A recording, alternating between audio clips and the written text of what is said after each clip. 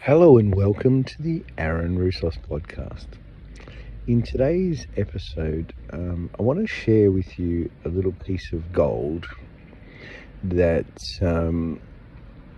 has to do with the mechanics or the workings of our individual lives and our relationships. So there's obviously things that are happening while I'm individual for me and how I'm doing, and then how the dynamic of a relationship, and this, the same sort of mechanics, I guess. And so I guess I'll give you first the individual. Now, my life is unfolding in front of me, and the world is mirroring back to me through experiences the unhealed parts of myself, the things that trigger, pinch a nerve, really get my back up, or things that make me have a reaction. They call it a childhood wound, not because it was developed in childhood, is because I stamp my feet and I jump up and down. I go, no, fuck that, boom. And like a child would, they would dismiss it and things. So I go along, and obviously, depending on how unhealed and what sort of, skills that I have to deal with it, really determines on whether I can transmute that, heal that in myself. And we're multidimensional. There's hundreds of these little things going on in a time. Now, the version of that in a relationship is two people, and one person subconsciously mirrors that to another person, to the person that they're with, to the person they're in that relationship with. Now, that might be subconsciously because that's the way we're wired. That's what we're designed to do.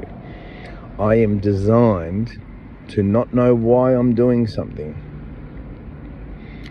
and to subconsciously do something, sometimes out of character, and you know, because there's a learning in it, there's a lesson in it,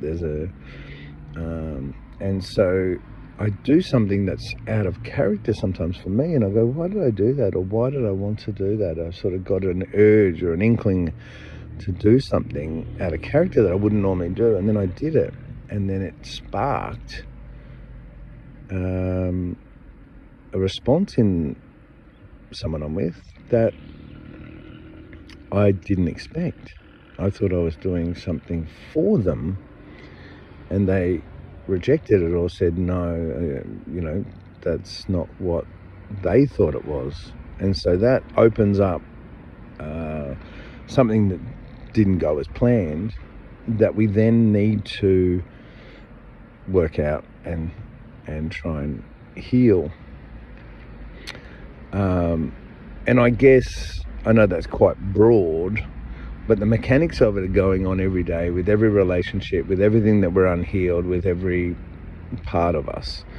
Now, depending on ego, depending on how aware someone is, depending on whether they're open and receptive to working on themselves, depends on whether that can be handled, transmuted, and then eventually dissolved. Now, if it's not, if someone doesn't want to deal with it, doesn't want to, then what happens is, in that relationship, it goes onto the resentment pile, it goes onto the unhealed pile, it goes onto the not good pile. And then when that pile obviously builds up over time, that's when major problems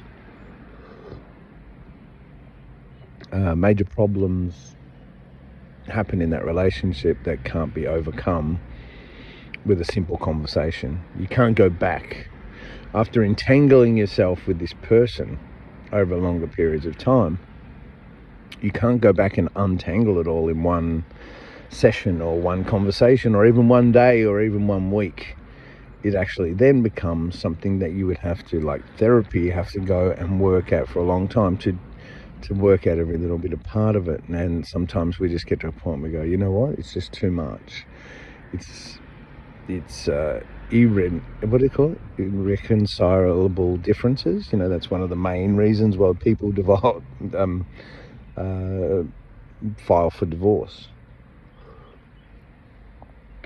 So it's a very common, and it's a very continual part, and it's happening to each and every one of us as we're going on in the path in life. And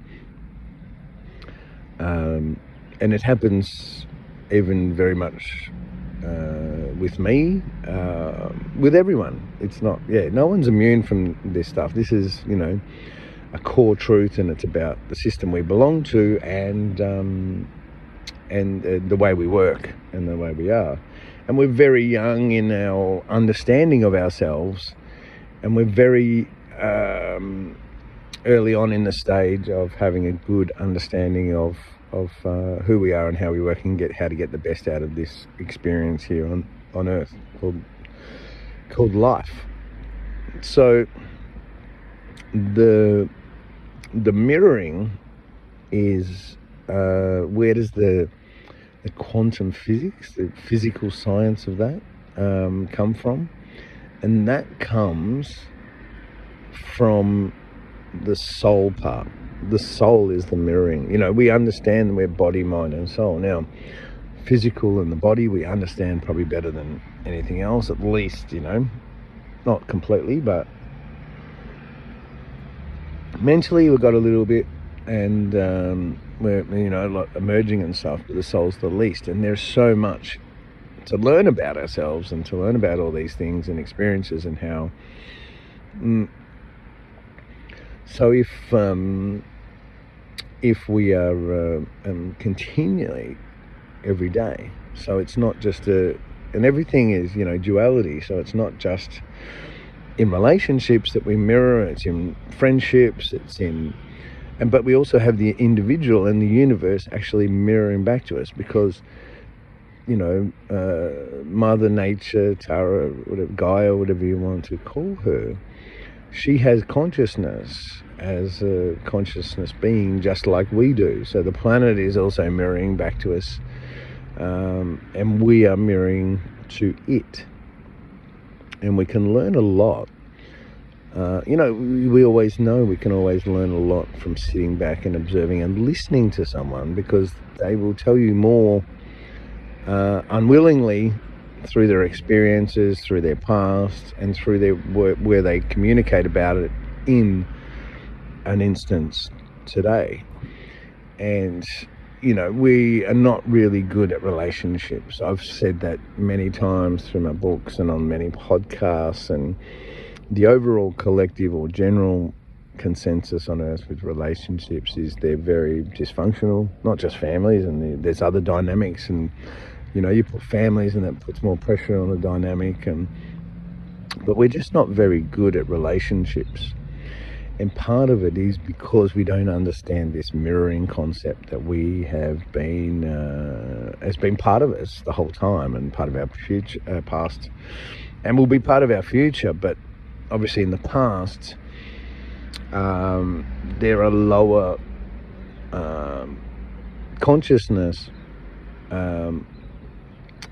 which is mainly, centering around this soul part. The growth of that soul part was obviously a lot less 100 years ago. So, the relationships back then were very less understanding, and obviously, created sort of different problems, and we sort of learnt to understand those, and then sort of move and rise up again and go to, learn the next lesson. When we learn something that is a lesson, a life lesson, or something about ourselves, it doesn't keep presenting, and it's the same with today with these mirroring. So in a relationship, if someone was consistently mirrored this to expose this part of themselves that hit a nerve or just would make them quite sensitive or triggered to something, and they refuse to identify it, become aware of it, and get to the finer understanding of it, and come to some form of transmutation and healing it, so that every time it came up again in the future, they would know what it was and go, oh, I'm not going to get triggered, I'm not going to react to this. And so once it's dealt with, it doesn't happen again. And that's what personal healing is. That's what, a lot of gurus and yogis and, people around the world that are doing work on themselves, they call it shadow work, that darker side of ourselves, that unhealed side of ourselves, where, now when you're continually going on in life and you're healing yourself in all these different things, you become less reactional. There's not so many reactions that you need to have anymore, because you're not getting triggered, you're not sensitive to certain things, because you've overcome those sort of things. And then eventually, can you heal everything? Well, yeah, but do you know the amount of work where we are today? So the collective, or where the average group is on Earth as an individual today. I'm not talking about couples at this stage, but that individual collective person, or where we averagely are, the amount of personal development for the soul, for the mind, for the body, that would need to be done to transmute everything to get to a unhealed, like a completely healed state.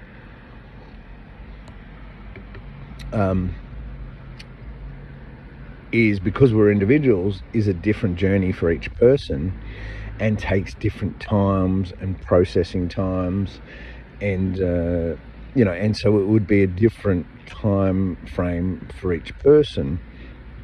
But what I can tell you is that, being someone that has gone through it and is on the very, very brink of learning the finer last sort of few things to heal about themselves, that it has taken many years and many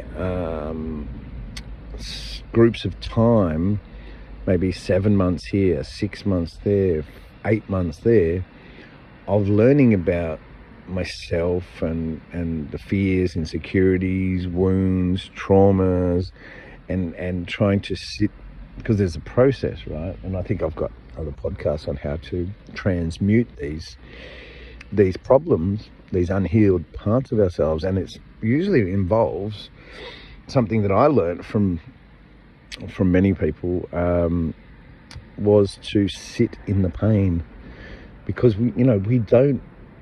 It's uncomfortable, right? We don't want to sit in the pain of something. We've just gone through the most excruciating pain. We can't even bear to think about it, let alone sit in it and wallow in it and surround ourselves by it, and then sit there for months on end until it transmutes and goes away. But unfortunately, that's the only way that we can allow these things to go away. And many people come to me with this and that problem, and they say, but how do I do that? Because that's where we as human beings get frustrated, is we know that we want to do something, but we don't know how to do it. And I guess the question that only came out very recently for me, when I was helping someone in a conversation about it, was that the first step is being aware that it hurts you, being aware that that isn't a normal reaction, being aware that is something that you want to change. So that's the first step. So that's a great thing if you're actually aware that, I don't want to be like this. I don't want to react. I don't want to be triggered. I don't want to. But if you're aware, that's the first turning point in transmuting and healing different things and pieces and parts of yourself. And just like we have things mirrored back to us personally in life, the same thing happens in relationships, and it's really coming from that soul part of us. So the soul is a mirror, and it mirrors back to the other person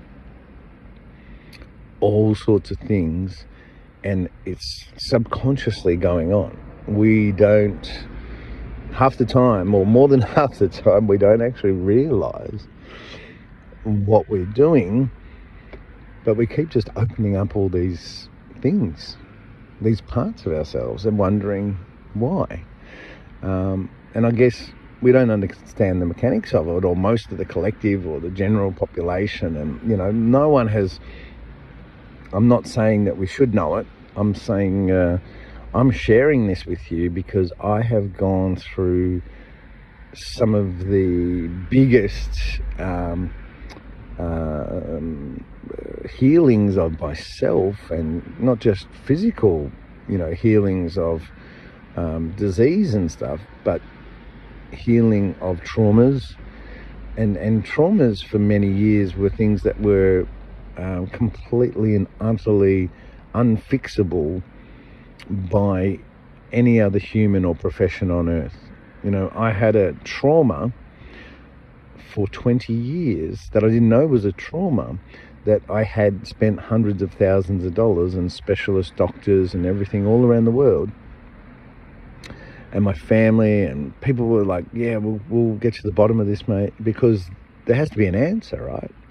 And no one found an answer for 20 years until I had a synchronistic meeting, and then I had this problem, and then I got taken, rather than to a doctor, I got taken to a kinesiologist who was able to muscle test my innate and ask, where's this trauma come from? And it was a very early age, so I couldn't even remember it. And then the kinesiologist asked my body, could you please heal this for Aaron? It's causing lots of many problems. And yes, and then they give you a tincture, which is part of allopathic medicine. It's a signal to remind that innate, who we asked if we could clear it, to do that work. And there's many other parts in the physical and that cross over in these realms where we don't understand that the placebo effect is actually that innate doing some work for you. So that's a revelation as well. That's going to be a mind-blowing one when we get to the extent of what this innate can do, and accelerated tissue growth and all this. It's just really beautiful stuff. But we are holistic beings, which is that body, mind and spirit. We don't understand all of that side of it, but it gives to us, and we use words and big words that you don't understand, and we're not using them so that you don't understand them, but one such word is it's multidimensional, right? A body, a mind, a soul. There's different multidimensional, and we just don't understand how that works. That's why we're not, delving in and really getting into it. But at its, most basic science sort of, or physics or natural science or understanding of it, we see multidimensionality across everything we do in our everyday life. Gravity is multidimensional. It's density versus mass. That's the result we see. We know it's there. We see it every day. We go out in the park and we throw a ball. There's someone over the road who's playing tennis right now. Gravity is at play. That's multidimensional. We don't know how. We know it's there. We can measure it. We can see it, but we don't know how it works on a deeper level. Love is multidimensional. Pretty much everything that we experience and that we do has a multidimensional aspect to it. And we just haven't gone down that route of having a deeper understanding of it to aid and help us on our individual journeys. And over, for even me to come to this realization, to be able to share the information to you, there's a lot of time that goes under the bridge of processing stuff. This is not a normal way of learning things. It's a multi-dimensional way of learning things, which is not a 3D linear way of following a list with hierarchy, with all the rest of it. So my first initial understanding of I guess the multi-dimensional side of things, and understanding to go down this path personally to be able to share this information to you, it came in the form of, when you learn a lesson, like especially a life lesson that's been on repeat over and over all your life for maybe 20 years or something, I was like, wow, when I actually sat in pain or did whatever I did to transmute it or learnt it or just had an aha moment, they can be quite quick as well sometimes. The thing that fascinated me was that lesson never came back again. That's what made me go down this, and that was years ago. I was like, wow, I learnt that thing that's been a problem, a challenge, a speed hump in my life, all my life, flogging it like a dead horse, getting on there every day and just going through the sudden unpleasant experiences, things that were triggering, things that I was sensitive to, and things that I was like, wait, when you deal with it, it actually never comes back again. And so this is going to be a key to having the most amazing, beautiful relationships, because you can imagine when you're in a relationship with someone that's quite beautiful and you really care about them and it's high energy and you want to, and then you mirror something to them, it triggers something, it's not what you expected, and you have to explore it.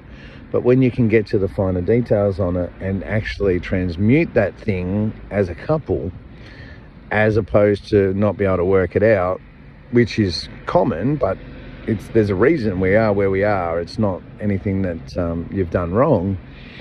And then to be able to go, well, we're not going to understand this, we'll just throw it on the resentment pile, or we'll throw it on the unhealed trauma pile. When that pile the bigger it gets, the less healthy that relationship is.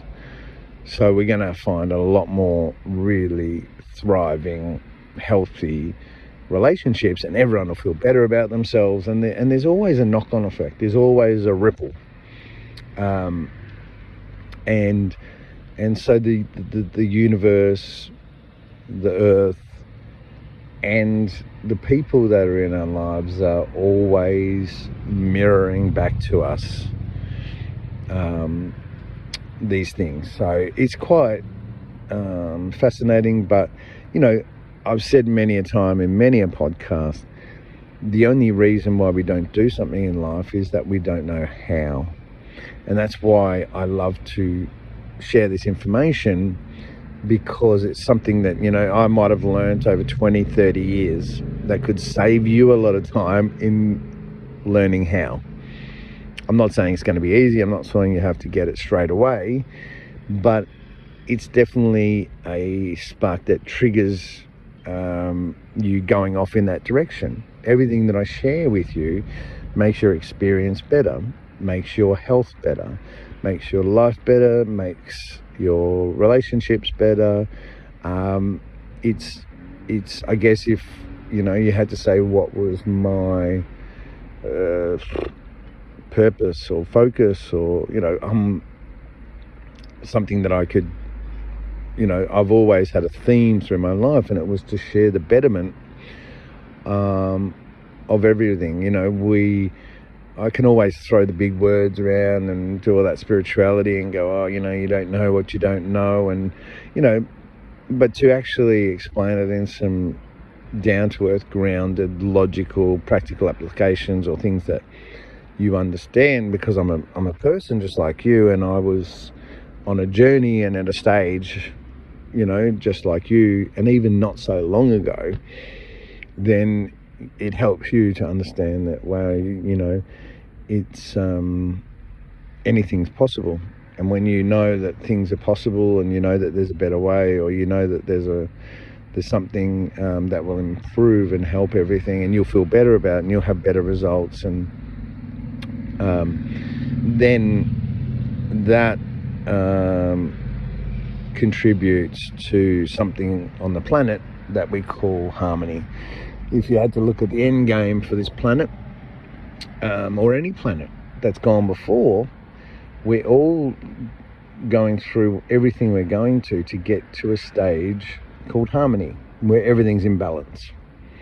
So everything starts off, not in balance, and even if it takes 20 million years, not that it will here, but I'm just saying that, no matter if it takes quite a long time, everything is headed towards balance, and that helps us to realize our purpose and what we want to do on the planet. We just have been presented with a very mixed picture. Could be confusing, could be distracting, could be just completely overwhelming. And so all of these things we need to actually we need to work out for ourselves. We have the ability to be able to turn off everything. And the reason why I thought about this once was like the ancients. I was like, how did they work it out? They had no YouTube, they had no guru, they had no nothing. And I was like, well, how did they work it out? But then I've just gone through an experience of being like the ancients and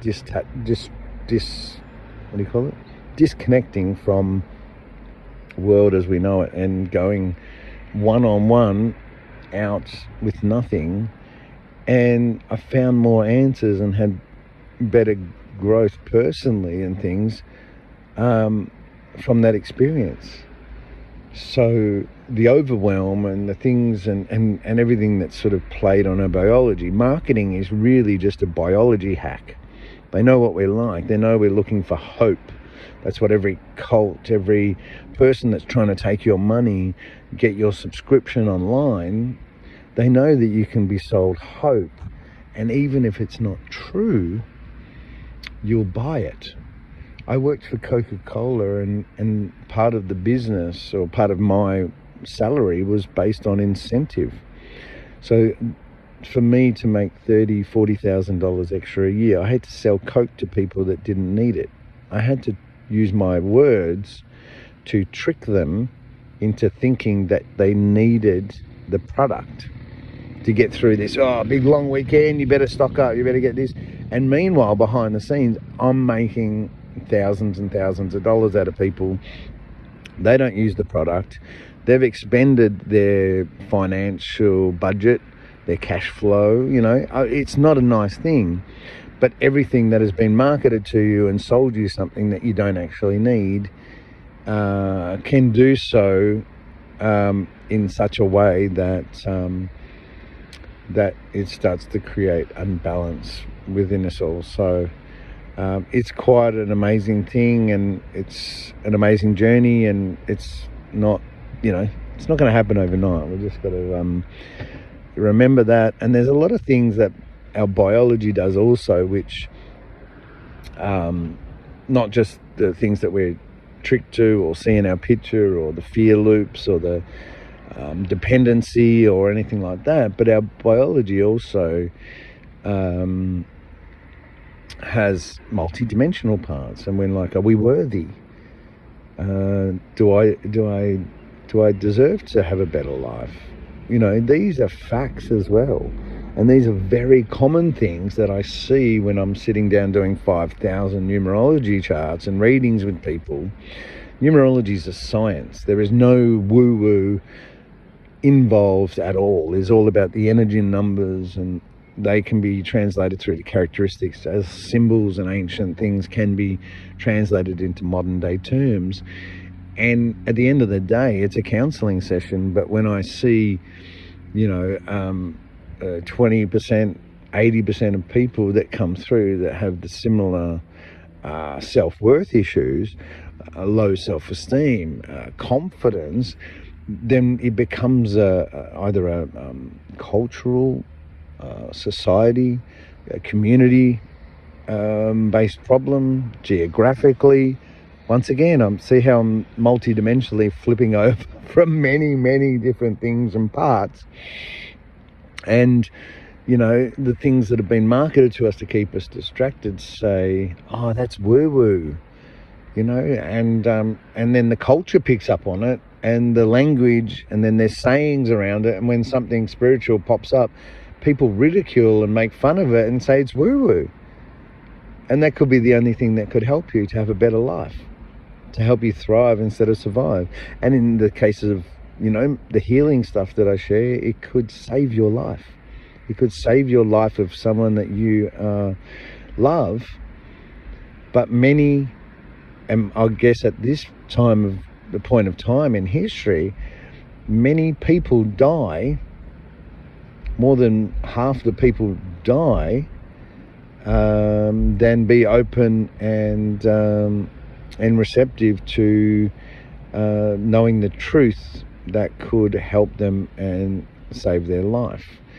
And it's not nice, but that's just the way that, you know, the system has had its wear and tear and affected us and been put upon us. And all of these things are contributing, and no one's stopped and gone and not been part of the whole thing we call life for, you know, 30 years like myself, to work it all out and to go, hang on a minute, you guys actually know what you're doing? And then that person like me goes, hang on a minute, do you know what you're doing? And then you turn around and go, mate, I'm addicted to this. The whole mainstream says that you're woo-woo, that, you know what I mean? And so it takes, the longer we go, like with the resentment in a relationship or the unhealed trauma, the longer that we go into that negative space, it is hard, the harder it is to fix it. If it was 50 years ago, you were presented with these things before we had human conditioning over tens of years, then it might be just a simple conversation and you wake up and you go, oh, now we have an unraveling of entanglement and lies and deception and marketing and all these things. But the most beautiful thing that I've seen from looking at things from a wider view and over much time is that you're all, you know, even just over the last 7 years, you're all waking up anyway. So it's good to know that we're all asking those questions, because we got to bad